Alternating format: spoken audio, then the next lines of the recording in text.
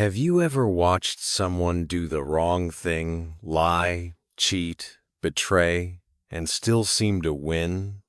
They walk away smiling, while you're left carrying the weight, wondering if goodness even matters. In Buddhism, there is a quiet truth. Karma is not in a hurry, but it never misses. It doesn't always arrive on your timeline. It doesn't always look like punishment, but it returns as consequences inside the mind, the heart, the relationships, and the life path, because every action plants a seed. The seed and the shadow. Why karma can look slow. There is a reason karma can feel unfair at first. You do your best, stay honest. Keep your word, work hard, care for people, and still life can shake you. Meanwhile, someone else cuts corners, harms others, and seems to get rewarded. In those moments, the mind quietly asks, is goodness useless? Is this world random? Buddhism doesn't say the world is random. It says the world is lawful, but the law is deeper than what the eyes can measure. In the Dhammapada, one teaching points to a simple truth. A person is shaped by what they repeatedly do. The mind becomes what it practices, like a path in the forest becoming clearer every time someone walks it. This is one face of karma that people forget. Karma is not only an event that happens to you later. Karma is also something that happens in you right now. When someone chooses greed, lies, cruelty, or arrogance, the most immediate result is not a public punishment. It is the inner conditioning that begins forming. The mind starts to rely on distortion. The heart starts to harden. Relationships start to become transactional. A person may still earn money, attention, or status, but their inner life becomes less peaceful, less steady, less free. That is why karma can look slow. The first fruit often ripens inside quietly. Think of it like planting. If you plant a mango seed today, you won't see fruit tomorrow. If you plant poison ivy, it also doesn't wrap around the tree in 1 hour. But the seed is working, unseen. The soil is accepting it. The roots are beginning. This is not magic. It is nature. Karma is described similarly. Intentions are seeds. Actions are the planting. Consequences are the harvest. And here is the detail that makes karma feel late. Not all seeds sprout at the same speed. Some consequences are immediate.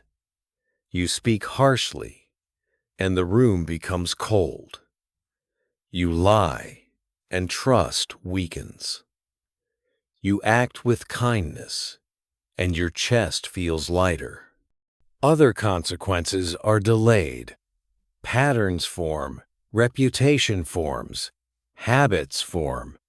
Some seeds need time, conditions, and repetition before they become visible results. Buddhism also teaches that conditions matter. A seed sprouts when it meets water, sunlight, and the right season. In life, karma ripens when it meets supportive conditions, opportunities, stress, temptation, aging, loss, power, or change. Many people only reveal their hidden harvest when the season turns. That's why a person can appear to get away with harm for a while. But the harm is not frozen. It is stored as pattern. It is stored as momentum. It is stored as habit, especially in the mind. A classic Buddhist image compares wrongdoing to a hand that holds hot coals. Even before the coal is thrown, the hand is already burning. In modern terms, the person carrying harmful intentions has already begun paying through restlessness, fear of exposure, mistrust, compulsive control, and the constant need to protect a false image. This doesn't mean every rich person is secretly miserable, or every successful person is bad. Buddhism does not teach that. It teaches something more precise. The quality of intention matters, and repeated intention shapes the mind and future experience. A life built on deception becomes a life that must maintain deception. A heart trained in compassion becomes a heart that can rest, even in difficulty.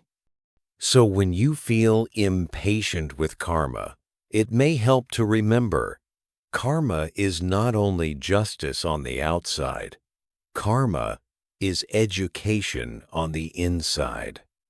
Now, here is where this becomes healing for you. When you've been hurt, the mind wants a quick verdict.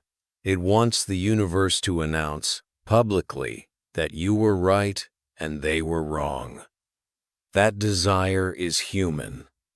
But Buddhism invites another freedom. You do not need to burn your life waiting for someone else's downfall, because karma is not your job to enforce. Your job is to guard your own heart from turning bitter. And bitterness is a hidden seed, too. If you let resentment become your home, it plants its own harvest. Sleepless nights, harsh words, loss of softness, and a mind that keeps replaying what was done. That is why the Buddha often emphasized right view, seeing cause and effect clearly, so that we stop adding extra suffering on top of pain. A short, simple practice can begin here. When the mind says, "It's unfair," gently answer, "I don't see the whole season yet." When the mind says, "They got away with it," answer, "Karma is working inside and outside in its own time." When the mind says, "I must punish them in my thoughts," answer, "I will not carry their poison in my body." This is not weakness. This is wisdom. Because the person who heals becomes free. And freedom is the greatest victory karma can offer. A story. The man who won too fast. Let me tell you a story. Simple, quiet, and painfully familiar. There was a man named Min who worked at a small family business. He wasn't the boss. He wasn't famous. But he was trusted. People handed him keys, passwords, and responsibilities because he had that calm face that said, "You can rely on me." At first, Min truly was reliable. He arrived early. He listened. He helped coworkers. He spoke gently with customers. And for a while, life felt steady. Then something changed, not suddenly, but slowly. Like a crack in a bowl that widens each time hot water is poured in. Min began comparing himself to others. He saw a friend post photos with expensive meals, a new motorbike, shiny clothes. Min's chest tightened with a quiet jealousy. "I work hard too. Why don't I have that?" One day, he noticed a small mistake in the accounting system. A tiny gap. a number that could be adjusted without anyone noticing. The kind of opening that temptation loves. Min told himself a story. It's just once. I deserve a little. I'll pay it back. No one gets hurt. And that's how karma often begins, not with a loud decision, but with a soft excuse. He took a small amount. Nothing happened. No police. No scandal. No lightning from the sky. In fact, something happened that made it worse. Min felt relieved. The fear disappeared quickly, and the money felt like proof that the universe didn't care. So he did it again. And again. Soon, his life looked better on the outside. He bought nicer things. He smiled more in photos. People thought he was doing well. But inside, something else was growing. Min started checking his phone constantly, afraid of messages from work. He began sleeping lightly. He woke up at night, heart racing, imagining someone discovering the truth. He became short-tempered with his family. When his mother asked simple questions, "How's work?" he heard it as suspicion, even when it wasn't. That is one of karma's earliest fruits. The mind becomes unable to rest. In Buddhism, the mind is not just a witness, it is a field. What you plant there, you live inside. The Dhammapada carries a teaching that can be understood like this. The mind leads everything. What we are comes from what we think and do with intention. If the mind is stained, suffering follows. If the mind is purified, peace follows. Min's mind became stained not because he was evil, but because he trained it to hide. Now he had to protect the lie. And protecting a lie is exhausting. He started blaming others to reduce his guilt. He judged coworkers harshly, as if criticizing them could make him feel cleaner. He became less generous. He avoided eye contact. The warmth that used to be natural became something he had to fake. Still, on the outside, he looked like he was winning. Then, the season changed. A new manager arrived, and the company upgraded their system. The new software didn't miss patterns. It noticed repeated small adjustments that formed a trail. A quiet audit began. Not because anyone hated Min, but because numbers have their own honesty. One afternoon, Min was called into a room. No yelling, no drama. Just a file on the table, open like a mirror. He tried to speak, but his throat tightened. His hands trembled. His mind searched for excuses. But even excuses sounded weak in the presence of clear evidence. He confessed. The manager didn't insult him. That was the most painful part. The manager simply said, "You had a good future here." Those words landed like a bell inside Min's chest. Because karma's deepest punishment is not humiliation. It is the moment you realize you destroyed something valuable in yourself. Min lost the job. He paid back what he could. He faced shame in his community. But the worst part came later, in quiet moments when he sat alone and realized he had trained his own mind to become someone he didn't respect. In Buddhist language, that is a form of suffering called remorse the heavy echo that follows unwholesome action. But the story doesn't end there. Months later, Min met an older monk at a small temple. Min didn't go there to be fixed. He went there because he couldn't sleep. He felt like his mind had become a prison. The monk listened without judging. Then he said something gentle and sharp. "Son, karma is not a hammer. It is a teacher. It shows you the shape of your mind. If you learn, your suffering can become the beginning of wisdom." Then the monk offered a practice. Confess truthfully, not for punishment, but to stop feeding the lie. Make amends where possible. Pay back. Apologize. Accept consequences. Start planting different seeds daily, patiently. Meditate to clean the mind, the same way you would wash a cup that once held poison.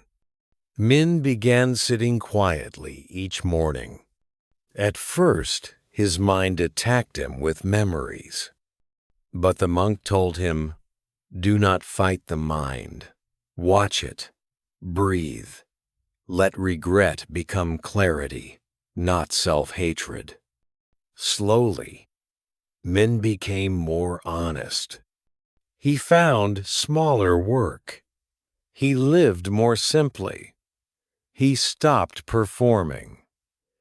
And one day, without any dramatic moment, he noticed something new. He could sleep. That was karma too. Because karma doesn't only catch us when we fall. Karma also supports us when we return.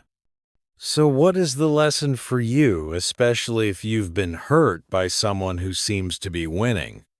It is this. Sometimes the harvest is public. Sometimes the harvest is private. But the harvest comes. And you do not need to poison your own heart while waiting. Because the truest protection you have is your own inner goodness. When you keep your integrity, you keep your peace. And peace is a wealth that cannot be stolen. What karma really is. Not fate, not punishment, cause and effect. When people hear the word karma, they often imagine a cosmic judge, someone keeping score, waiting to reward the good and punish the bad. But Buddhism teaches something more precise and more practical. Karma is action, especially intentional action, and its results. It is the law of cause and effect in the realm of mind, speech, and behavior. That means karma is not mainly about luck. It's not a curse. It's not fatalism. It's not revenge from the universe. It's closer to this. You become what you repeatedly choose. And your choices shape the conditions you live in internally and externally. In Buddhist teachings, intention is central. Two people can do something that looks similar on the outside, but the karmic weight is different because the motivation is different. A person gives money to be praised. The seed includes attachment to approval. A person gives quietly, out of compassion. The seed includes generosity and freedom. So karma is not just what happened. It's the inner direction of the heart behind what happened. That's also why karma can feel slow.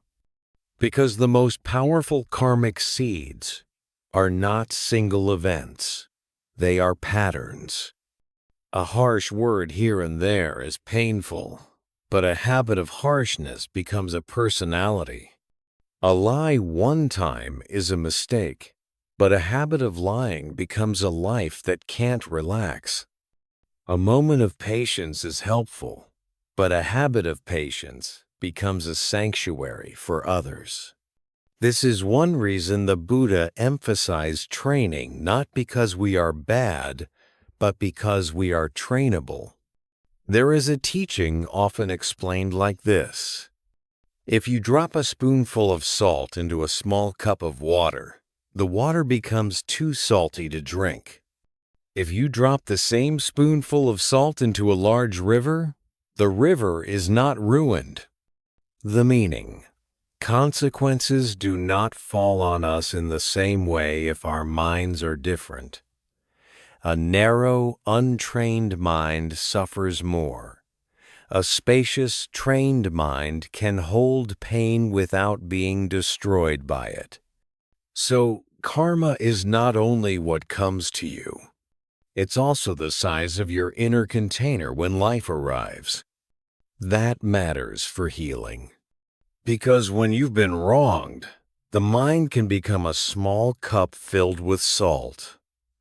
Bitterness, replaying, comparing, anger, humiliation, and even small triggers then taste unbearable. Buddhism offers another possibility. Enlarge the cup. Become the river. Not by denying your pain, but by training your mind so that pain doesn't own you. Now let's address the sentence at the center of your video. Karma is not in a hurry, but it never misses. This does not mean you should sit and hope others suffer. It means you can stop carrying the exhausting job of keeping the books in your mind. The law of cause and effect is already operating. Harm creates fear, distrust, and inner agitation. Greed creates dissatisfaction because more is never enough. Hatred burns the person who carries it first. Deception creates a life built on tension and avoidance. Even if no one else sees it, the mind feels it. At the same time, wholesome karma ripens too. Truth builds inner stability. Kindness builds connection. Patience builds dignity. Forgiveness loosens the chain that keeps you tied to the past. Here is the important Buddhist nuance. Karma is not always one-to-one. It's not always you did X, so Y happens tomorrow. Sometimes the result is a mood. Sometimes it's a relationship. Sometimes it's a habit. Sometimes it is meeting certain people, falling into certain environments, being drawn to certain choices. Karma shapes the path you walk on, not just the events you bump into. This is why two people can face the same life situation and have totally different outcomes. One person meets hardship and becomes cruel. Another meets hardship and becomes compassionate. The outer conditions are similar, but the inner seeds are different. Now, if you are watching someone who harmed you and they seem fine, Buddhism would encourage you to remember, you cannot see their whole mind. A smiling face can hide a restless heart. You cannot see the full season. Some results ripen later when conditions change. Your healing should not depend on their downfall. If your peace requires their suffering, you are still chained to them. This is where Buddhist compassion becomes very practical. Compassion does not mean approving harm. It means understanding. Harmful actions come from confusion, craving, fear, or ignorance, and those causes carry their own suffering. The Buddha often pointed to the truth that unwholesome actions lead to suffering, the same way a wheel follows the ox that pulls the cart. It's not a threat, it's an observation. So what do you do with this teaching in real life? You use it like a mirror. Where am I planting seeds that will bring peace? Where am I planting seeds that will bring agitation? What intention is guiding my words today? What habit am I feeding? Because karma is not only about them, karma is about your next step. And this is the most empowering part. Even if your past had pain, your next step can plant a different future. Buddhism never says you are stuck. It says, in this moment, you can begin again.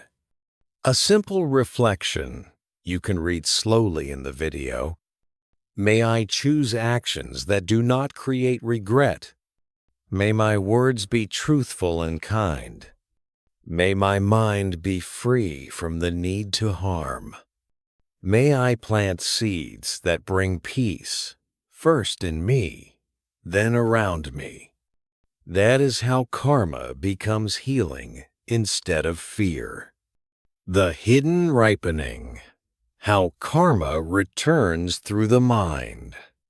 Sometimes people expect karma to arrive like a dramatic scene, something loud, public, and undeniable. But in Buddhism, one of the most important teachings is also the most uncomfortable. The mind is where karma ripens first. That's why karma can never miss, even when it appears invisible. Because whether the world notices or not, the person must still live inside their own mind day and night. Let's talk about what that really means. When a person repeatedly chooses actions rooted in greed, hatred, or delusion, they are not only creating future outcomes, they are training their mind to function in a certain way. Greed trains the mind to feel not enough, even in abundance. Hatred trains the mind to scan for enemies, even in safety. Deception trains the mind to stay guarded, even among friends. Arrogance trains the mind to feel threatened by anyone who shines. Over time, the mind becomes less like a home and more like a battlefield. This is not a moral lecture. It's psychological truth told in Buddhist language. In the Dhammapada, the Buddha points to the mind's power. Suffering follows a polluted mind. Peace follows a purified mind. You can understand it as your inner quality becomes your lived reality. So when someone harms others and gets away with it, one question Buddhism asks is, what kind of mind is being built through these actions? Because that mind is the first consequence. Karma returns as restlessness, the inability to truly relax. A mind that knows it has harmed others often becomes tense. Even if the person denies it, something inside stays on alert. They may distract themselves with noise, social media, shopping, entertainment, constant activity, because silence feels unsafe. Many people mistake busy for happy, but a busy mind can be a mind running from itself.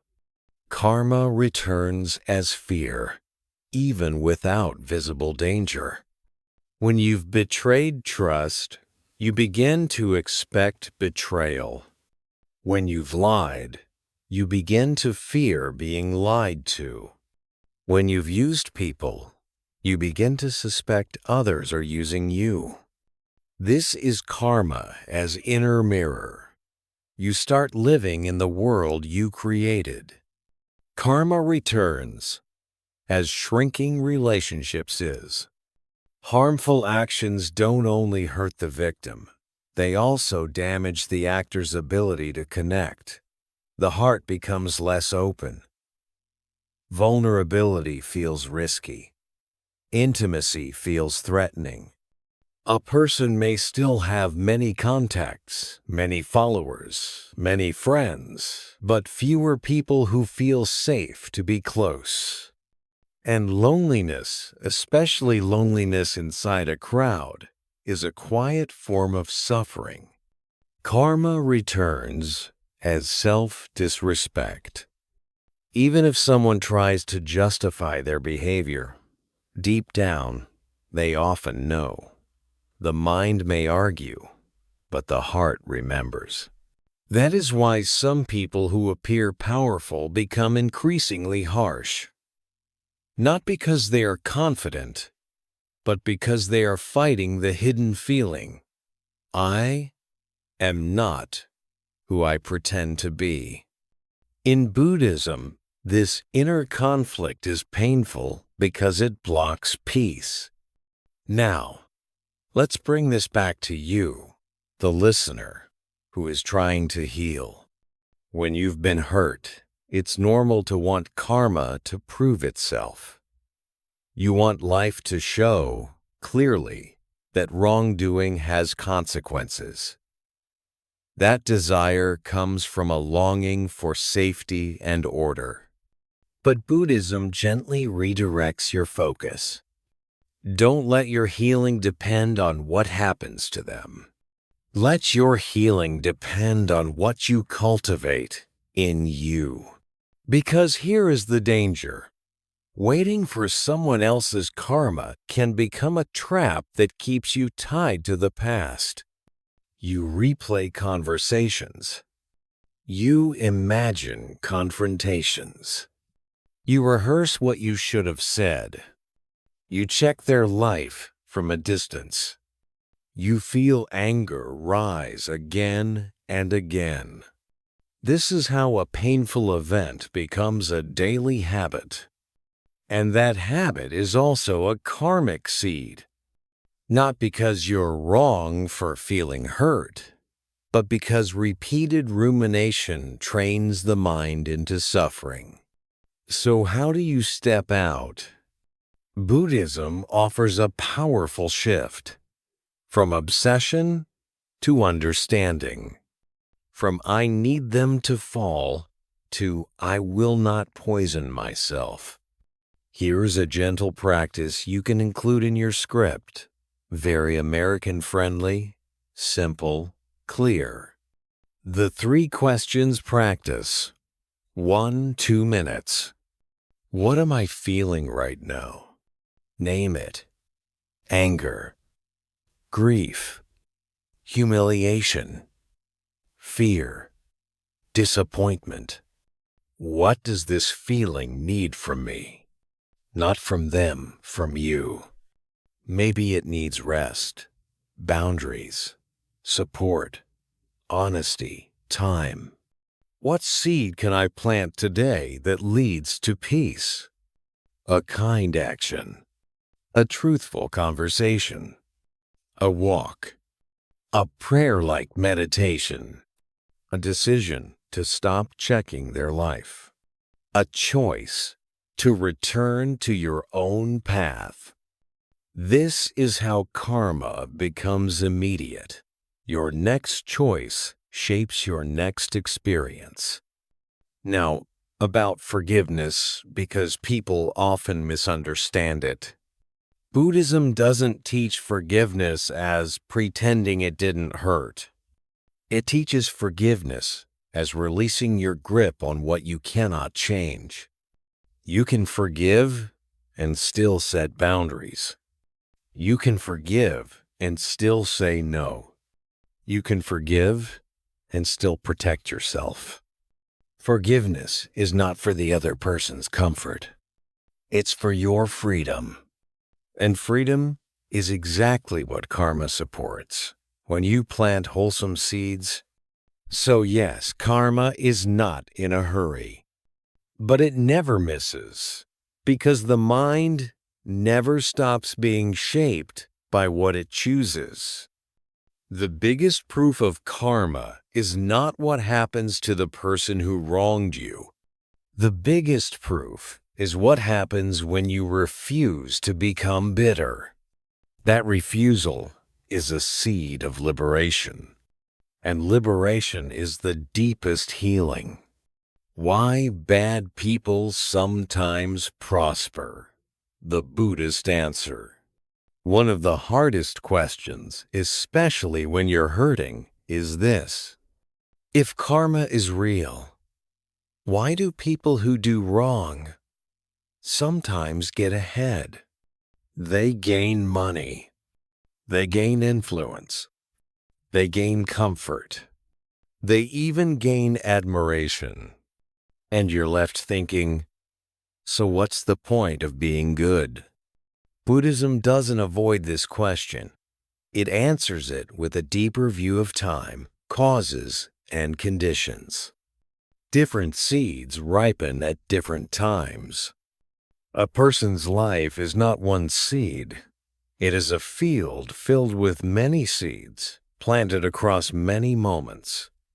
Someone can be planting harmful seeds now, while still harvesting beneficial seeds planted earlier, like discipline, skill, generosity, or past kindness. The current harvest may look like success, but it doesn't mean their present actions are free of consequence. It's like this. You can pour dirty water into a tank, and for a while the faucet still runs clear because clean water was already stored. But eventually, the supply changes. Buddhism points to this without bitterness. Causes take time. So if you see someone doing wrong and still winning, it may simply mean you are witnessing an earlier harvest, not the final season. What looks like prosperity may not be well-being action. This is a crucial Buddhist distinction. Comfort is not the same as peace. Success is not the same as freedom. A person can have money and still have a mind that cannot rest. A person can have attention and still fear being exposed. A person can have control and still feel empty when they are alone. Buddhism measures well-being by the condition of the mind. Is it less greedy? Less hateful? Less confused? More compassionate? More steady? More free? If someone prospers while feeding greed and deception, Buddhism would say they are not actually safe, because they are strengthening the very forces that create suffering. They may be building a shiny house on unstable ground. Power can delay consequences, but it cannot delete them sage. Sometimes people avoid consequences because they have status, money, charisma, or connections. They can silence complaints. They can buy comfort. They can distract the public. But karma is not only social consequence. Karma is inner consequence, relational consequence, and long-term consequence. Even if the law doesn't touch them, their mind may. Even if the community doesn't confront them, their relationships may. Even if their image stays intact, their inner life may collapse later. Buddhism is careful here. It does not promise every harmful person will be publicly exposed, but it does point to something reliable. Unwholesome actions produce unwholesome states of mind. Wholesome actions produce wholesome states of mind. That law doesn't need an audience. Your pain makes you focus on their highlight reel. When you're hurt, your mind becomes hyper-attentive to what feels unjust. You notice their wins more than anyone else's. You interpret their smile as proof you were wronged and forgotten. But many people who look fine are simply showing the part of life they want others to see. Buddhism encourages a compassionate realism. You do not know the full story behind their face. You do not know the nights they can't sleep. You do not know the fear they carry. You do not know the emptiness they try to cover. This doesn't excuse harm, it just protects your mind from obsession. The most dangerous moment is when your goodness becomes bitter. This is where the teaching, karma never misses, becomes a direct warning. If you let the wrong done to you turn into a lifelong bitterness, karma is still working, but now it's working through your mind. The greatest tragedy is not only being hurt, it's becoming hard.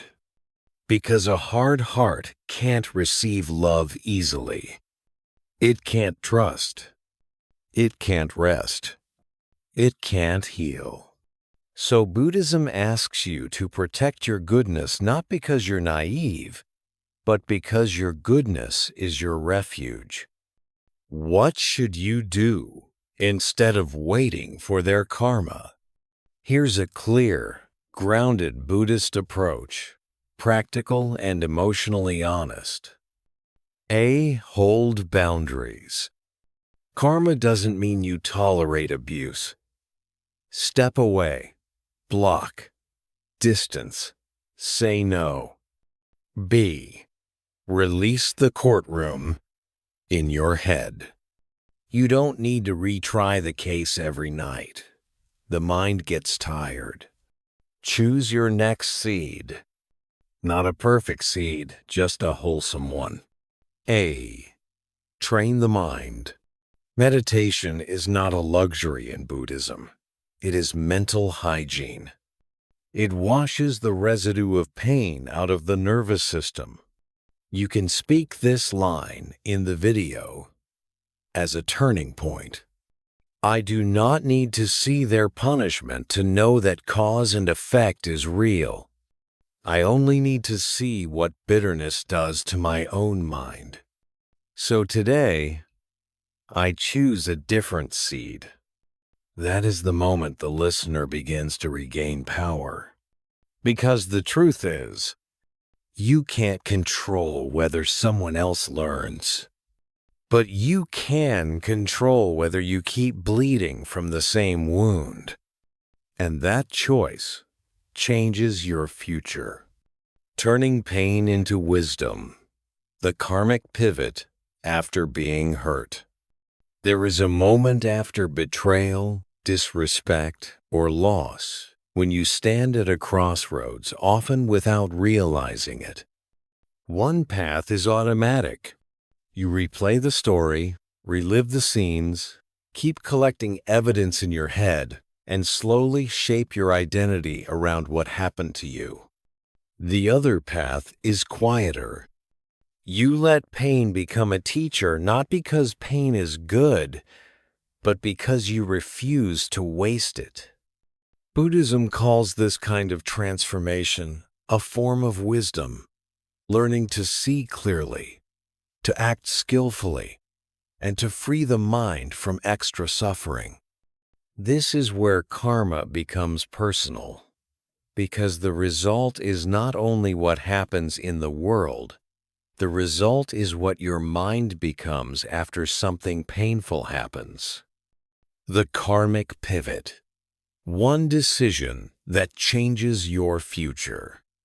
A karmic pivot is the moment you decide, I will not become cruel because I was hurt.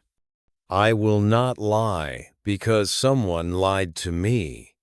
I will not close my heart forever because one person misused it. I will set boundaries but I will not lose my inner softness. That decision is a seed. And that seed is powerful because it breaks a chain. In Buddhism, suffering often continues when we respond to pain with unskillful action, anger that turns into harm, grief that turns into numbness, fear that turns into control. Those reactions are human, but if they become habits, they plant future suffering. So the Buddha's teaching is not never feel. It is feel, but don't poison yourself. A story inside your own life. The listener's story. If you're listening to this right now, your pain probably has a name. It might not be dramatic, but it's real. A promise that wasn't kept. A relationship that broke your trust. A family conflict that left you feeling unseen. A friend who turned your kindness into convenience. A workplace wound, unfairness, gossip, betrayal, or a quiet heartbreak you've never fully spoken out loud. The mind keeps asking, why me? Why did they do that? How could they move on so easily? Buddhism doesn't shame these questions. It simply redirects the energy. Instead of, why did they do this? Ask, what do I need now to stop suffering more? Instead of, when will karma catch them? Ask, what seed will help me heal today? This is not denial. It's reclaiming your life. The Buddha's practical medicine, skillful action, right effort. Buddhist practice often speaks of right effort, which can be understood as preventing unwholesome states from taking over, letting go of unwholesome states when they arise, cultivating wholesome states, maintaining wholesome states. In plain English, don't feed what hurts you, feed what frees you. So what does that look like after you've been hurt? Here are 4 steps you can narrate slowly in the video, clear and very usable. Step 1. Name the wound without becoming the wound. Say to yourself, this is betrayal. This is grief. This is disappointment. This is fear. Naming creates space. Without naming, the feeling becomes your whole identity. In Buddhism, this is the beginning of mindfulness, seeing what is present without drowning in it. Step 2. Separate pain from the extra story. Pain is the original wound. The extra story is what multiplies suffering. I'll never be okay. No one can be trusted. I'm foolish for loving. My life is ruined. Buddhism calls this kind of multiplication added suffering. The Buddha taught that life contains pain, but the mind often adds a second arrow: rumination, blame, and self-hatred. So gently ask, what is the first arrow? And what is the second arrow I'm adding? Then choose to lower the second arrow. Step 3. Choose a boundary as an act of compassion. Boundaries are not hatred. Boundaries are wisdom. You can forgive and still walk away. You can have compassion and still say no. You can wish someone well and still protect your life. A boundary might look like no more private conversations, no more explaining yourself, limiting contact, refusing disrespect, leaving a toxic environment, asking for help, building financial or emotional independence. In Buddhist terms, this is skillful action. You stop planting seeds that bring more pain. Step 4. Plant one wholesome seed daily, small, consistent. Most healing fails because people try to fix everything at once. Buddhism is patient. It trusts small, repeated seeds. One seed a day. 10 minutes of meditation. One honest conversation. One act of kindness. One healthy routine. One step toward a new plan. One moment of gratitude. One moment of self-respect. Saying no. This is how karma changes. Not with a dramatic speech through consistent practice. The healing truth. Karma also works for you. Many people only talk about karma as something that gets people. But Buddhism also teaches that karma is what supports you when you cultivate what is wholesome. When you practice patience, your nervous system becomes calmer. When you practice truth, your mind becomes steadier. When you practice compassion, your heart becomes softer without being weak. When you practice meditation, you stop living inside constant reactivity. This is the good news. Even if you were hurt by someone else's actions, you can still choose actions that protect your future. And that is what it means when we say, karma never misses.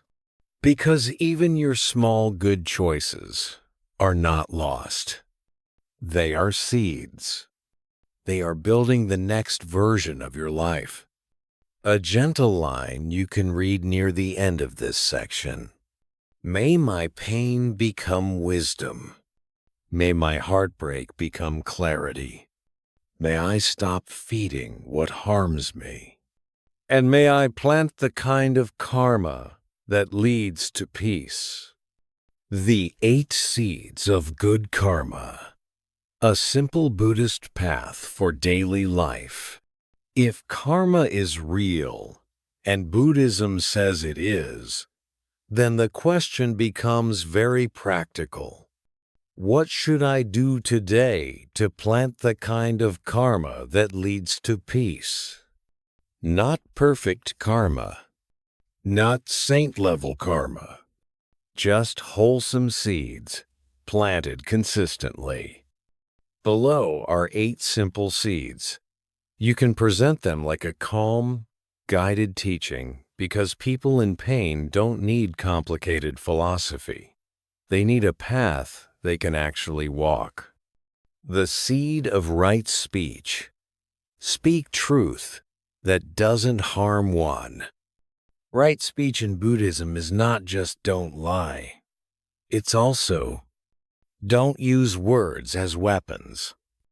Don't gossip to feel powerful. Don't exaggerate to manipulate. Don't speak when your heart is burning. A very American way to say it. Tell the truth, but don't throw it like a stone. When you practice right speech, karma ripens as trust, respect, and inner cleanliness. You don't have to fear your own words later. Mini practice. Before you speak, ask, is it true? Is it necessary? Is it kind? The seed of restraint. Pause before reacting. 1. A huge amount of suffering comes from one thing. Reaction. Someone triggers you, and you respond instantly. Then you regret it. Then the cycle continues. Buddhism trains a different muscle. The pause. Even a 3-second pause changes karma because it changes what you plant. Mini practice. When triggered, inhale slowly, exhale slowly. Say inwardly, "Not now." Then choose your next step. The seed of generosity. Give without needing applause.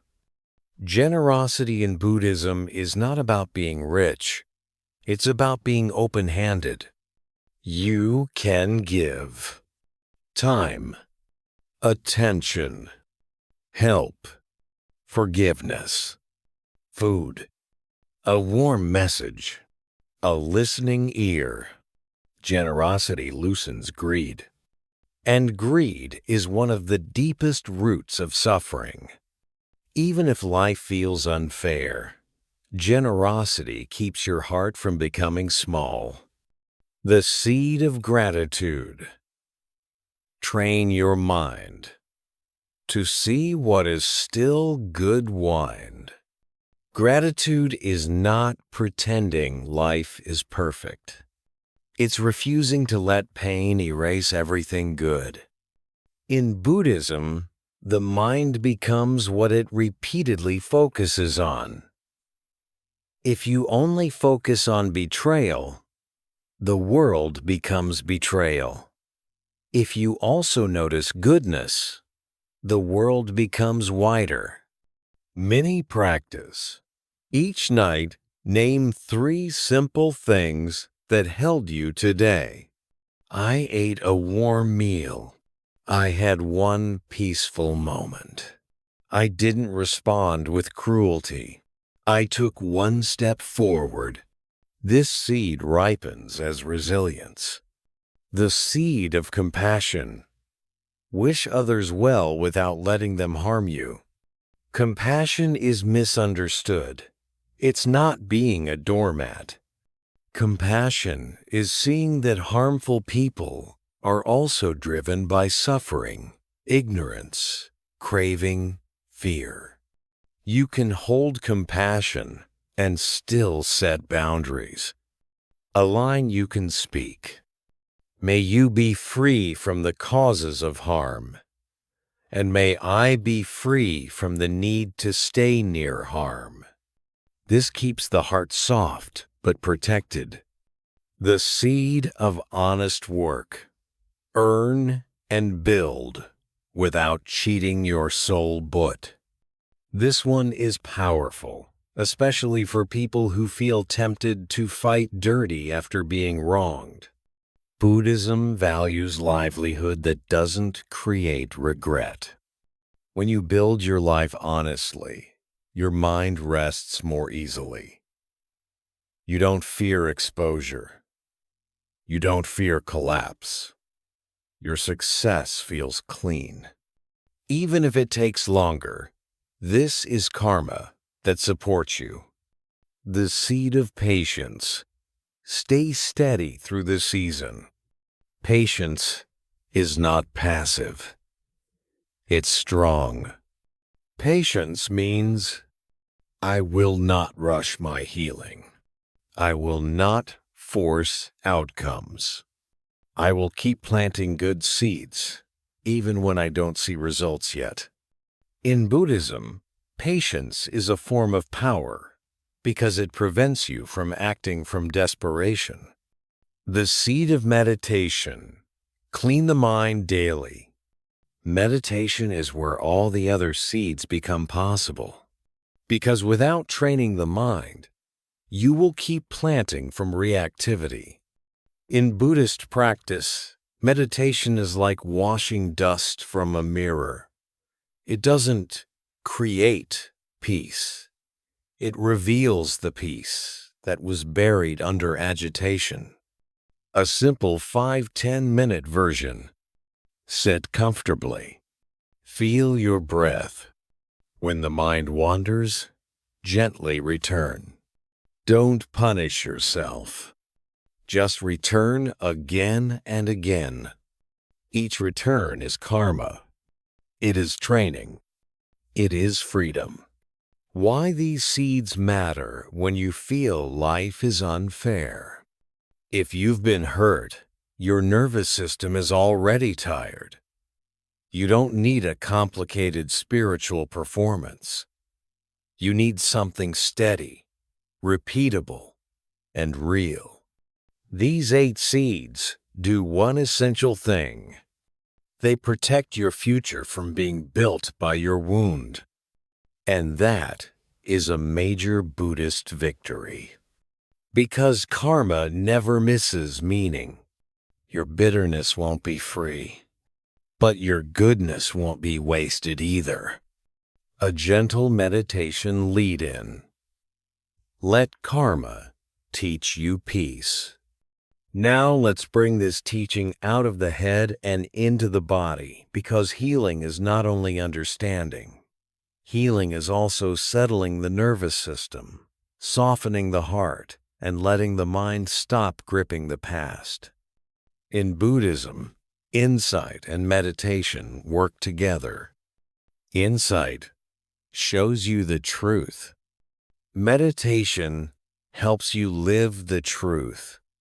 So if you've been carrying the weight of unfairness, if you've been waiting for karma to prove itself, this is a moment to release the tight fist inside your chest. Not because what happened was okay, but because you deserve rest.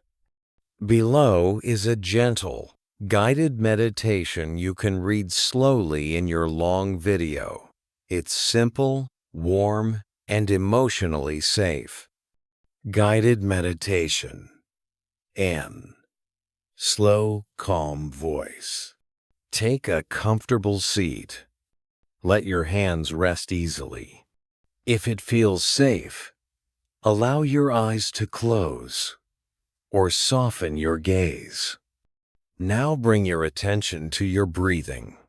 You don't need to control it. Just feel it. Feel the inhale and feel the exhale. Let your shoulders drop a little. Let your jaw soften. Let your belly relax. And if your mind is busy, if memories are loud, just remember, a busy mind is not a bad mind. It's a mind asking for gentleness. Now silently say to yourself, in this moment, I choose peace. Breathe in, breathe out. If your mind brings up someone who hurt you, notice what happens in your body. Maybe tightness, maybe heat, maybe heaviness. You don't need to push it away. You don't need to chase it either. Just name it softly. Tightness, anger, sadness, fear, and return to the breath. Inhale, exhale. Now bring the teaching into your heart. Karma is not in a hurry, but it never misses. Let that sentence become a release. It means, I don't need to keep the courtroom open in my mind. I don't need to replay the evidence. I don't need to hold the fire, because cause and effect is already working. Quietly, naturally, lawfully. So now, let yourself set down the burden. Breathe in, breathe out, and silently repeat, I release what I cannot control. I protect my heart from bitterness. I plant better seeds, starting now. Now, bring one hand to your chest if you like. Feel the warmth of your own palm, and offer yourself a simple wish. May I be free from the suffering that bitterness brings. May I be safe. May I be peaceful. Breathe slowly. Now, if you are ready, you can extend a gentle wish outward, not to excuse harm, but to free your own heart. May all beings be free from ignorance and hatred. May all beings be free from the causes of harm. May all beings find the path to peace. And come back to yourself again. My life is here. My path is here. Breathe in. Breathe out. Stay with the breath for a few more cycles. And when you're ready, slowly open your eyes. Take this calm with you. Because karma is not only something that returns later. Karma is also what you choose now. And right now, you chose peace. When karma feels personal, why is this happening to me? When you're suffering, the mind doesn't ask philosophy questions. It asks personal questions. Why me? What did I do to deserve this? Did I do something wrong in a past life? Is karma punishing me? These questions can feel heavy, especially when you're already tired. And if we answer them carelessly, we can accidentally create more pain. So let's be clear, in a Buddhist way that is compassionate and honest. Karma is not a system designed to blame you. Karma is a system designed to wake you up. In Buddhism, suffering can have many causes. Choices we made, choices others made, accidents and conditions in the world, the body aging and changing, the environment we're in, habits of thought we inherited from our past. Karma is one part of the picture, but not the only part. So if something painful is happening in your life, Buddhism does not require you to say, "This is all my fault." Instead, Buddhism invites a wiser question. Given what is happening now, what is the most skillful response? Because skillful response is how you stop suffering from multiplying. The danger of the wrong question. If you keep asking, "What did I do to deserve this?" you can fall into shame. Shame says, "I am bad. I deserve pain. I can never be free." That is not the Buddha's teaching. Buddhism teaches responsibility, not self-hatred. Responsibility sounds like this. This hurts, and I will care for myself. I will learn what this is trying to teach me. I will not keep walking into the same fire. I will plant better seeds now. That is the difference between wisdom and blame. Karma is not punishment. Karma is momentum. A helpful modern way to understand karma is momentum. Your repeated actions create momentum in the mind. Your repeated reactions create momentum in the nervous system. Your repeated choices create momentum in your relationships. So when life feels personal, Buddhism says, check the momentum. Ask, what pattern keeps repeating in my life? What type of people do I keep trusting? What boundaries do I keep avoiding? What fear keeps making my decisions? Where do I abandon myself to please others? This is not about blaming yourself. It's about seeing clearly so you can change. A gentle Buddhist reflection for painful seasons. Here is a short reflection you can read in the video. Suffering is here. It has causes and conditions. I may not see every cause, but I can choose my response. I will not use suffering to punish myself. I will use suffering to wake up. That is Buddhist healing. Turning the why into a path. 3 practical steps. Step 1. Acknowledge the pain without making a story. Say, "This is hard," not, "My whole life is ruined." Pain is real. Catastrophizing is optional. Step 2. Identify the lesson without becoming cold. Ask, what boundary do I need? What truth am I avoiding? What support should I seek? Learning does not mean losing tenderness. Step 3. Plant 1 new seed immediately. A new habit. A new standard. A new daily practice. A new way of speaking to yourself. Even small seeds change momentum. The healing message: you are not cursed. Many people secretly fear, maybe I'm cursed. Maybe I'm doomed. Buddhism says, you are not doomed. Because karma is not fixed fate. Karma is changeable because you can choose again. This is why the Buddha taught practice.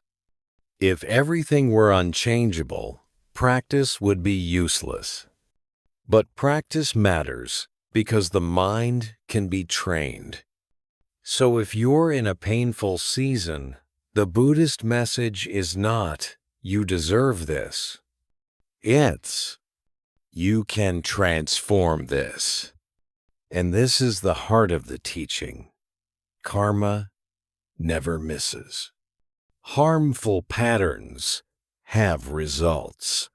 Wholesome patterns have results. And the next pattern begins right now. You don't have to figure out every past cause to begin a new future. You only need to begin planting differently today. The karmic mirror. How your reactions create your next life.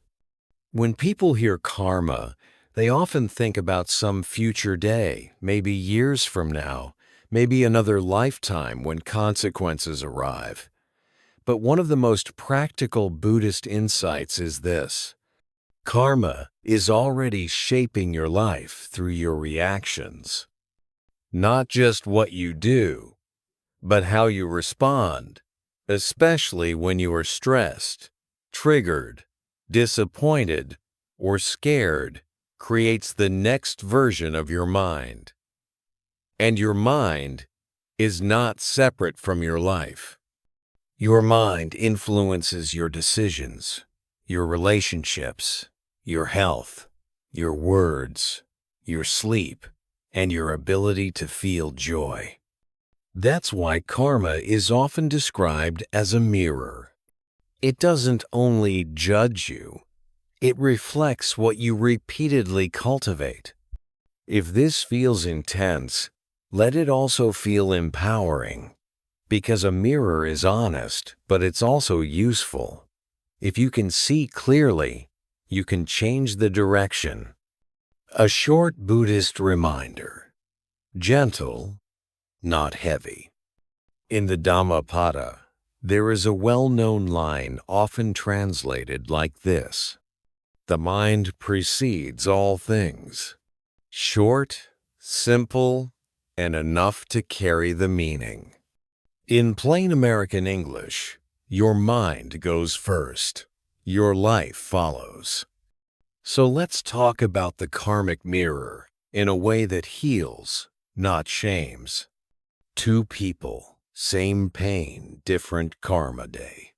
Imagine 2 people who both experience betrayal. Person A gets betrayed and says, Everyone is dangerous. I will never trust again. They become guarded. They test everyone. They keep score. They punish small mistakes. Their world becomes smaller and colder. Person B gets betrayed and says, "That hurt deeply. I will learn. I will set boundaries.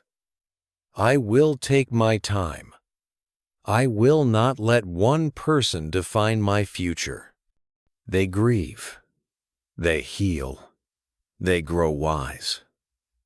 Their heart stays open, but their standards become clearer. Same pain, different response, different future. This is karma in real time. It is not about pretending the pain is okay. It is about refusing to let the pain become your personality. A story: The Woman Who Kept Drinking the Second Arrow. There was a woman named Lan. She was kind, almost too kind. She gave people chances, even when they didn't deserve them. She believed that if she loved hard enough, people would eventually change. One day, Lan discovered that a close friend had been spreading lies about her. Not small gossip, serious words that damaged her reputation and made her feel unsafe among people she once trusted. Lan was shocked. She cried for nights.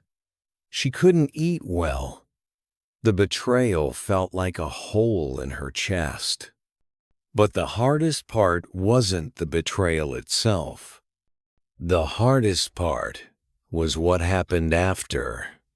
Lan's mind began replaying the story like a movie. How could she do that? What did I do wrong? What did everyone think of me?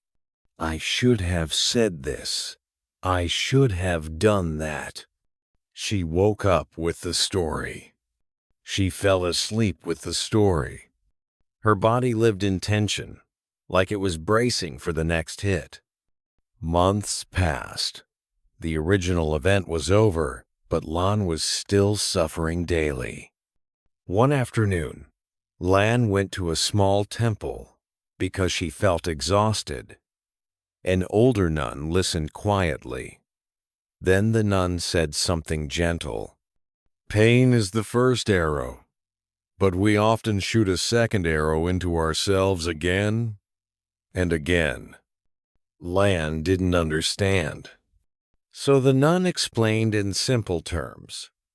The betrayal happened once, but your mind is making it happen every day. That sentence changed Lan's life. Because it wasn't blame. It was a key. Lan realized she couldn't control what her friend did, but she could control whether she continued drinking the poison of the second arrow. She began a new practice. When the story started, she would name it replaying. When her chest tightened, she would breathe and say, "First arrow, not second." When the urge to check social media hit, she would pause and ask, "Will this help me heal?" Slowly, Lan stopped feeding the second arrow. She still set boundaries. She stepped away from that friend. She stopped trying to explain herself to everyone. She let people believe what they chose to believe. And at first, that was painful, because part of her wanted to control her image. But then something unexpected happened. Lan felt lighter. Not because she won. Not because the other person apologized. But because she stopped sacrificing her peace to an event that was already finished. That is karma as freedom. The karmic mirror has 4 common reaction patterns. When we're hurt, Most of us fall into one of these patterns. None of them make you a bad person. They simply show where healing is needed. Pattern 1. Revenge fantasies. You replay what you wish would happen. Them being exposed, punished, humiliated. It can feel satisfying for a moment, but it keeps your nervous system in fight mode. It keeps you tied to them. Karmic result. Chronic agitation. Anger becoming identity. Pattern 2. Self-blame. You think, it's my fault. I'm stupid. I deserved it. This is common for gentle people. You try to solve the pain by turning it against yourself. Karmic result. Shame, collapse, low self-respect. Pattern 3. Numbing. You pretend you don't care. You avoid feelings. You distract constantly. Karmic result. Emotional disconnection. Loss of joy. Loss of intimacy. Pattern 4. Hardening. You become cynical. You stop trusting. You keep people at a distance. Karmic result. Loneliness. Guarded relationships. A heart that struggles to receive love. Buddhism does not criticize you for these patterns. It simply invites a new choice. Do I want to keep planting this? Or do I want to plant something that brings peace? The Buddhist upgrade. From reaction to response. Here's a strong line for your video, simple and memorable. Reaction is automatic. Response is mindful. Reaction is your conditioning. Response is your freedom. So how do you move from reaction to response? Step A. Notice the body first. Karma starts in the body. Tight chest, clenched jaw, racing thoughts. When you notice those signals, you are catching karma at the root before words and actions spill out. Step B. Name what's happening. Use one word: anger, fear, shame. Replaying. Naming creates space. Space creates choice. Step C. Choose the next seed. Ask, what choice leads to less regret? That's Buddhist ethics in one sentence. Choose what leads to less regret. Karma and forgiveness. The clean, meaning no Confucians. Some people hear Buddhist teachings and think they must forgive immediately, or they're not spiritual enough. That is not wise. A healthier Buddhist view is forgiveness is releasing your grip, not erasing the truth. Forgiveness is ending the inner war, not inviting harm again. Forgiveness is for your freedom, not their comfort. You can forgive and still maintain distance. You can forgive and still say, I will not give you access to me. When your forgiveness is real, it feels like space. It feels like calm. It feels like you got your life back. If it feels like forced smiling while your body screams, that's not forgiveness, that's suppression. Buddhism prefers honesty. A daily practice. Karma in one day. If your audience is listening to a long video for healing, give them something practical they can do every day. Here is a simple practice, strong and realistic. The Karma in one day practice 5 minutes. Morning, 1 minute. Say, today I plant seeds of peace. Choose one intention: patience, truth, kindness, restraint. Midday, 2 minutes. Pause. Feel your breath. Ask, what am I feeding right now? Peace or agitation? Adjust one thing: your tone, your pace, your expectations. Night, 2 minutes. Review gently. What action today brought regret? No punishment, just learning. What action today brought peace? Notice it. Appreciate it. End with, tomorrow I begin again. This is karma without fear.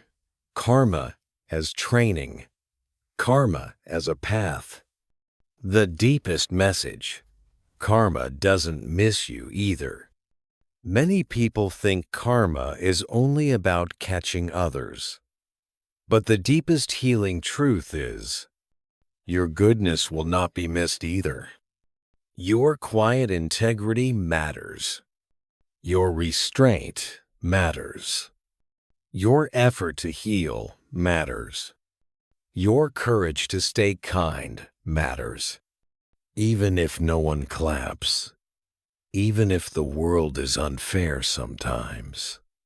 Because those seeds grow into a mind that can rest. And a mind that can rest is a precious life. So, when you feel the world is unjust, hold this sentence gently. I will not destroy my own heart to prove someone else is wrong. That is wisdom. That is dignity. That is the karmic pivot. And in time, quietly, naturally, karma ripens. Not always the way your anger wants, but often the way your freedom needs. Letting go without losing dignity. The Buddhist way to release and still be strong. One of the hardest things to do after being hurt is this: let go. Because letting go can sound like, I'm pretending it didn't matter. I'm saying what they did was okay. I'm admitting defeat. I'm letting them win. But Buddhism teaches a different meaning. Letting go is not weakness. Letting go is strength, because it ends the inner war. And the inner war is what drains you the most. You can't rewrite the past, but you can stop donating your present to it. That's where dignity returns. 2 kinds of letting go. One is unhealthy. One is healing. Unhealthy letting go. Avoidance. This is when someone says, I'm fine, but their body is still tense. Their sleep is broken, and their emotions leak out in other ways. Anger at small things. Numbness in relationships. Exhaustion that never ends. Avoidance is not letting go. Avoidance is hiding the pain in the basement of the mind. Healing, letting go, rest. This is when you acknowledge the truth fully. It happened. It hurt. I didn't deserve that. I'm allowed to grieve. And I'm ready to stop carrying it. That is release. Release is honest. Buddhism loves honesty because honesty is the beginning of freedom. The Buddhist image: holding a burning rope. Imagine you are holding a rope that is on fire. It represents resentment, revenge, and the need to be proven right. You keep holding it because you think, if I drop it, they get away with it. But the rope burns your hand. Buddhism asks a simple question. Who is getting burned right now? Not them. You. So, letting go is not about them. It's about stopping the burn. Dignity after pain. 3 truths you must accept. Truth 1. Some people will never understand what they did. This is painful, but freeing. If you keep waiting for understanding from someone who lacks awareness, you stay trapped. Buddhist wisdom says, don't demand fruit from a tree that can't bear fruit. Truth 2. You may never get the apology you deserve. Apologies are beautiful when sincere, but your healing cannot depend on them. If you require an apology to move forward, you hand your future to someone who already harmed you. Truth 3. Justice does not always look the way your anger imagines. Karma may not be dramatic. It may be quiet. But you don't need their public collapse to be free. Your freedom is your justice. What Buddhism actually teaches about non-attachment. Non-attachment is misunderstood as not caring. In Buddhism, non-attachment means you care deeply, but you don't cling. You don't cling to the image of who they should have been, the fantasy that you can change them, the need to control outcomes, the endless replay of the past. Non-attachment is a clean relationship with reality. It's saying, this is what happened. I release the grip. The 7-step release practice for your long video. Here is a strong guided section, very usable, very American-friendly, emotionally safe. Step 1. Name what you are holding. Name what you are holding. Say it plainly. I'm holding betrayal. I'm holding humiliation. I'm holding disappointment. I'm holding fear. Step 2. Identify the cost. Ask, what is this costing me?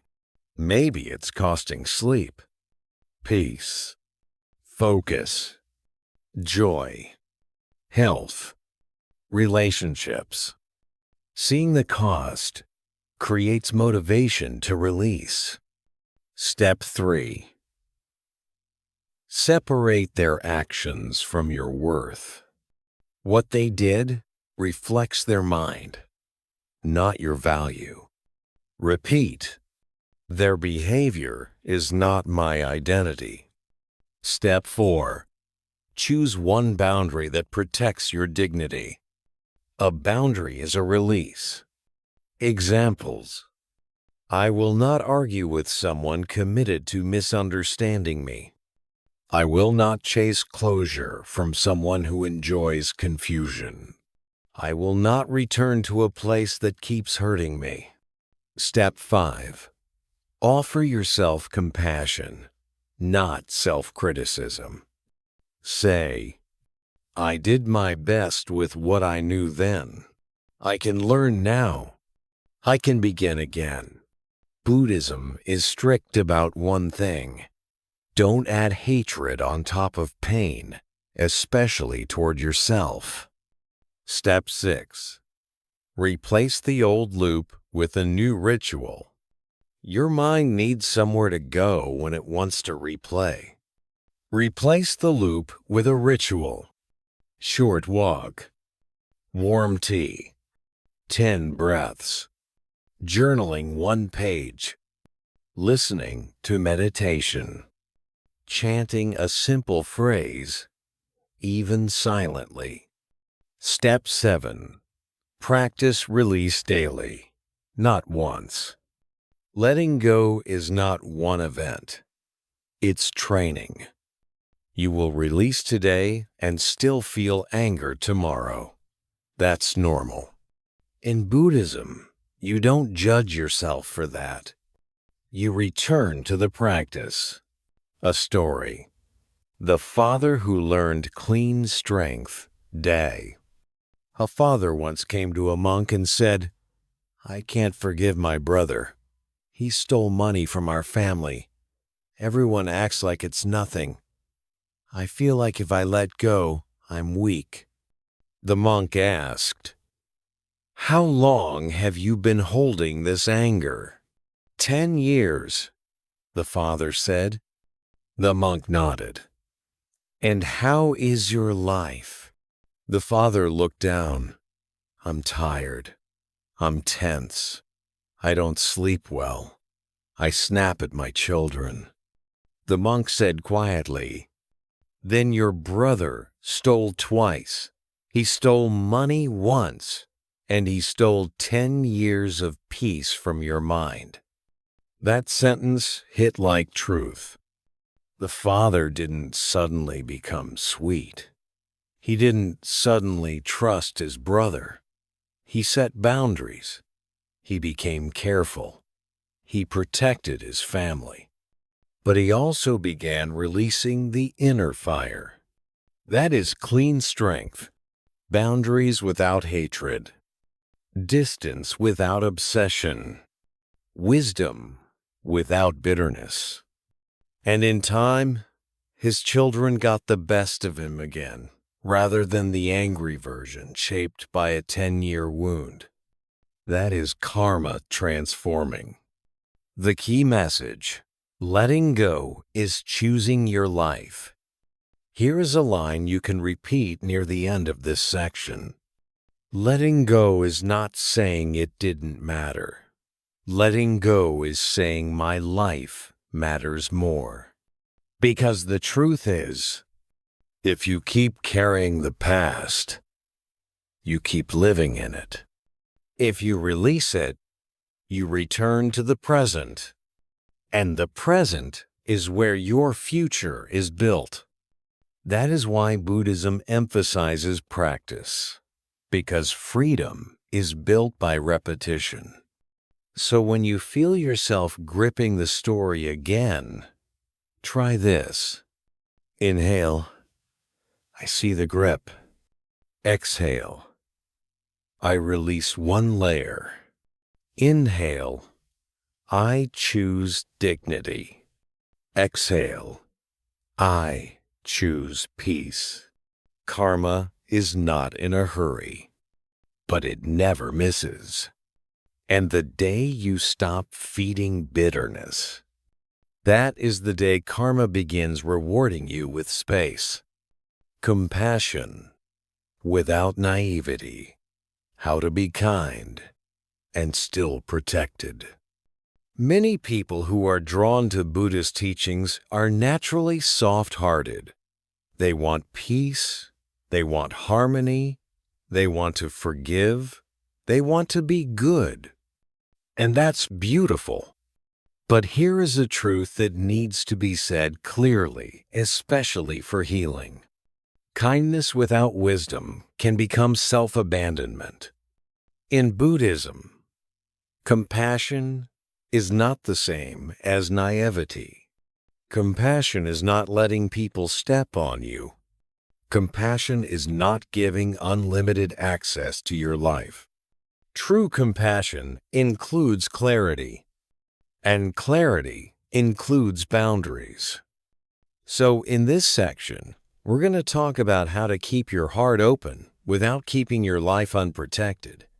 Because karma is not only about being nice. Karma is about being skillful. What Buddhist compassion really means. A common misunderstanding is, if I'm compassionate, I must keep accepting them. But Buddhist compassion means, I see suffering clearly. I wish for the end of suffering. I do not add more suffering through hatred. I respond in the most skillful way possible. Sometimes the most skillful response is kindness. Sometimes it's distance. Sometimes it's silence. Sometimes it's a firm no. In fact, Buddhism teaches that actions should reduce harm, not increase it. So if staying close to someone increases harm, stepping away can be compassionate for both of you. The difference between compassion and attachment. Many people don't realize they are not practicing compassion, they are practicing attachment. Attachment says, I need them to change. I need them to understand. I need them to love me back. If I stay long enough, I can fix it. Compassion says, I wish you well, but I accept reality. I won't stay in harm to prove my goodness. I can care and still choose myself. Attachment drains you. Compassion steadies you. And karma follows what you cultivate. If you cultivate attachment, karma ripens as exhaustion and disappointment. If you cultivate compassion with wisdom, karma ripens as peace and self-respect. The Buddha's middle way, not hatred, not enabling. When someone harms you, the mind often swings to extremes. Extreme 1, hatred. I want to destroy them. Extreme 2, enabling. I keep letting them harm me. Buddhism offers a middle way. I will not hate you, and I will not let you harm me. That sentence alone can be a life changer. It means you're not feeding violence inside your heart, but you're also not sacrificing yourself. The Compassion Plus Boundary Model, Practical Plan. Here's a simple model you can give your audience. Compassion, inner stance. I wish you freedom from ignorance. I do not carry hatred. I release revenge fantasies. Boundary outer action. I limit access. I protect my time, money, body, and peace. I stop explaining myself to people who twist the truth. I walk away if disrespect continues. This is the Buddhist path in real life. Soft heart, strong edges. 5. A story. The woman who confused patience with permission. There was a woman named Han who believed that spiritual people should always be patient. She had heard teachings about compassion, forgiveness, and not judging others. So when her partner repeatedly disrespected her small insults, broken promises, emotional manipulation, she kept telling herself, I'm practicing compassion. I'm practicing patience. I should be more understanding. But her body was breaking. She stopped sleeping well. Her appetite changed. She felt nervous whenever her phone buzzed. She apologized even when she hadn't done anything wrong. One day, Han sat with a teacher at a meditation center. She said, I feel guilty for wanting to leave. Doesn't Buddhism teach compassion? The teacher asked her one question. Is staying helping him become kinder or helping him become more careless? Han froze because she knew the answer. Staying wasn't healing him. Staying was training him that her boundaries didn't matter. The teacher said gently, "Compassion is not permission. Patience is not self-erasure. If you keep offering your peace to someone who enjoys taking it, you are not practicing compassion. You are practicing neglect of yourself." Han cried not from offense, but from relief. She realized she had been trying to be good, but she had forgotten to be wise. So she made a new decision. Not hatred, not revenge, just distance. She left quietly. She rebuilt her routines. She sought support.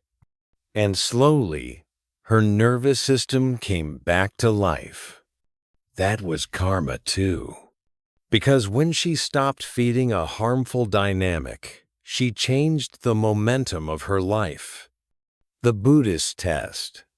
Does this action reduce suffering? If you ever feel confused about what to do, here is a simple Buddhist test. Does my next action reduce suffering or increase it? If speaking reduces suffering, speak. If silence reduces suffering, be silent.